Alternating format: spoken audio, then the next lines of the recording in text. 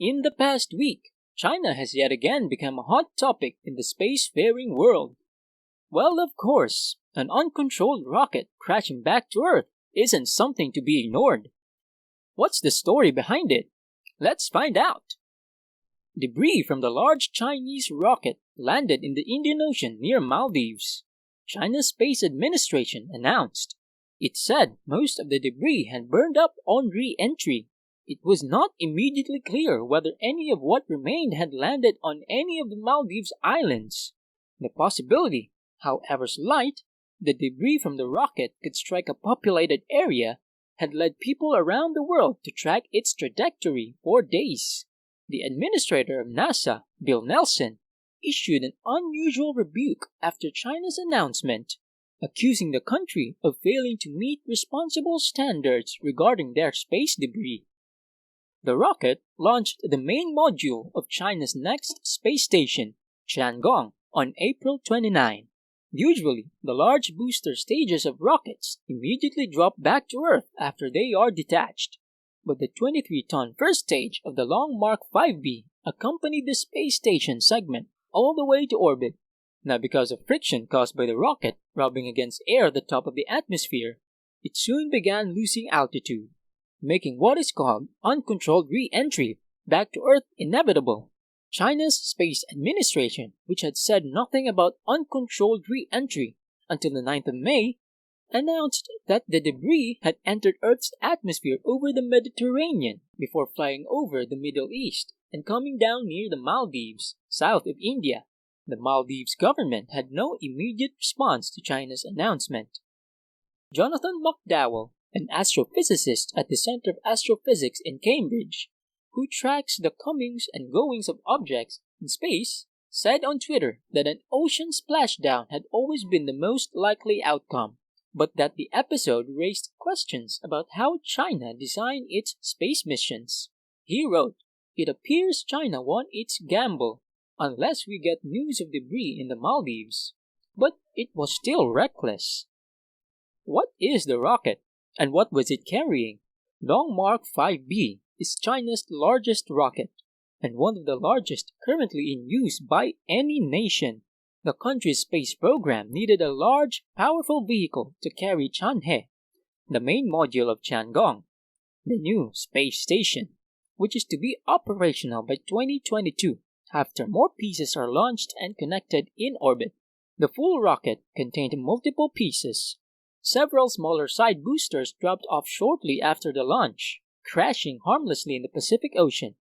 But the first booster stage, an empty 10-story cylinder weighing 23 tons, carried the Chang'e module into orbit. In recent decades, rocket stages that reach orbit typically fire the engine again after releasing their payloads so that they drop out of orbit aimed at an unoccupied area like the middle of an ocean. Somehow, China did not elect to do that for this launch, and so that large booster headed back uncontrollably. Mr. Nelson said in his statement, "Space nations must minimize the risks to people and property on Earth of re-entries of space objects and maximize transparency regarding those operations." Has this happened before? And what are the chances of it happening again? China has a long history of letting pieces of its space equipment come down where they may. Rockets from one of its principal launch sites, the Xichang Satellite Launch Center in Sichuan Province, routinely fell on rural areas downrange, occasionally causing damage. China has since moved many of its launches, including the Long Mark 5Bs, to a new site in Wenchang, a city on Hainan, an island off the southeastern coast. Last year, the first launch of a Long Mark 5B rocket lifted a prototype of China's crewed space capsule.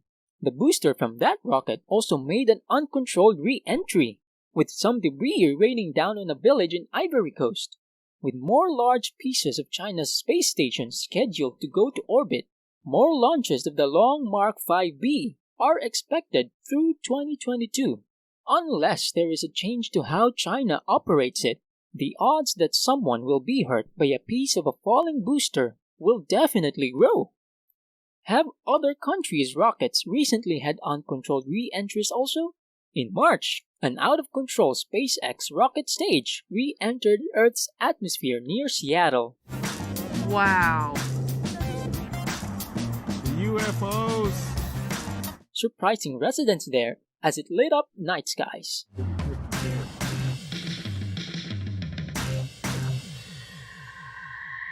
Pieces of the rocket landed on a farmer's property in Washington state. In that case, a firing of the engine of the second stage to bring it down safely did not occur as planned. Did you see that? And earlier in the history of spaceflight, the first space powers had uncontrolled re-entries of their own also. The American Skylab, which operated in 1973 and 1974, broke up as NASA scientists tried to guide its descent in 1979. The 77-ton station mostly broke up over the Indian Ocean, but debris scattered across Western Australia. President Jimmy Carter apologized. Now, what would happen if space debris hit something? There is an international legal framework based on treaties from the 1960s and 1970s in which a country can demand payment for damage caused by another country's falling rocket. That has happened once.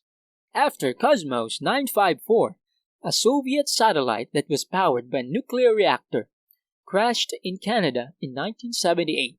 Canada billed the Soviet Union for part of the cost of cleaning up the radioactive debris. What else is China doing in space? In recent years, China has completed a series of impressive achievements in spaceflight. In 2003, China became the third country after the US and Russia to put a man in space. Just months ago, it put a spacecraft named Tianwen in orbit around Mars.